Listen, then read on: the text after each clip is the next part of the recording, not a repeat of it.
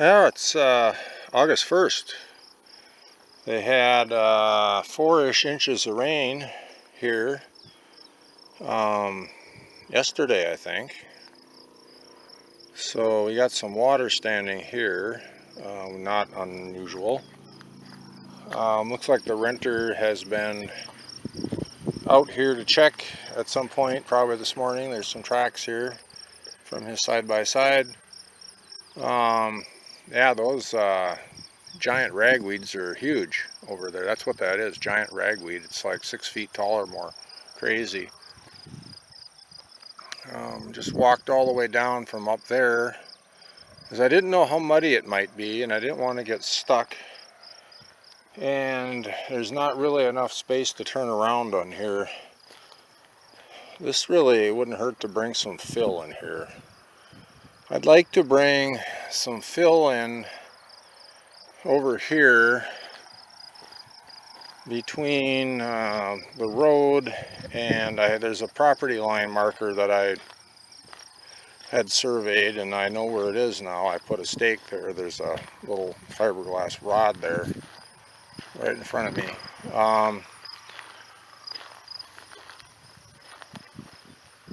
Yeah, so if I had some fill and then fill that up, bring the level up here so it's even with the road or something, and bring this whole road up maybe a bit, it would bring at least enough space here to, park a truck or something so you could get by with other equipment. Yeah, at any rate, it's pretty nice out right now, about 80, 82, something like that. All right, yeah, there's some deer tracks here. There's no water standing in the field here though, just over there.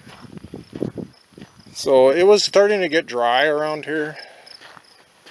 So it definitely needed rain. I don't know if 4 inches was the right answer. Kind of depends on how fast it came. If it had time to soak in over time, or it just deluged and then you end up with spot flooding and low spots in the fields and drowned outs. Yeah, all right. We are heading up to the farm for the week. Just stopping at the lake accessed area and field on the way.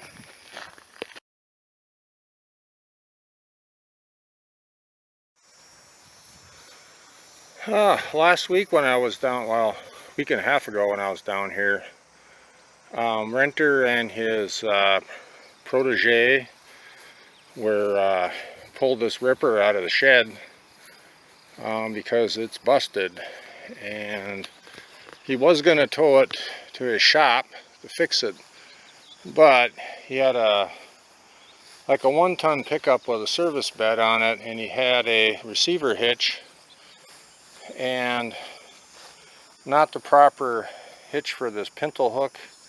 It was just kind of a clevis looking hitch, and the tongue weight was more than that was rated for, and it bent the crap out of it. So they left this here. He's going to have to use a tractor to tow it a long ways so he could fix it. So I'll show you what happened. So apparently, at least as it was described for me, that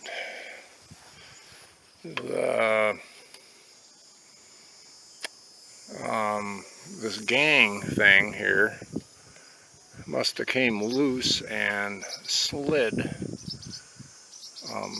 downward, so it got caught this thing, and then when they folded the wings up, it you can see here it ripped this business with the hinge clean off of that steel beam. So they're going to have to take that apart and I think that his plan was to, you know, clean up this torn metal and weld it all back together. So I'm not exactly, he said it slid. Well, yeah, that looks like, isn't that bent up here too? It does look bent. So if you go look at this side, I mean, these sides are not exactly the same. So yeah, that's not bent on this one. They're not exactly the same, because if you look up here, there's a fourth disc, you know, a smaller diameter one that's there, whereas the one that's broken doesn't have a fourth disc. And for a moment I was wondering if it fell off and got lost, but the steel beam that those are attached to is shorter on this side than this side, so it never had one.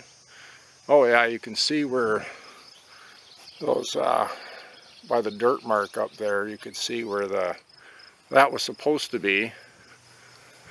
And then the other difference is, if you look at the second gang in, this side has 2 discs, that side has 3.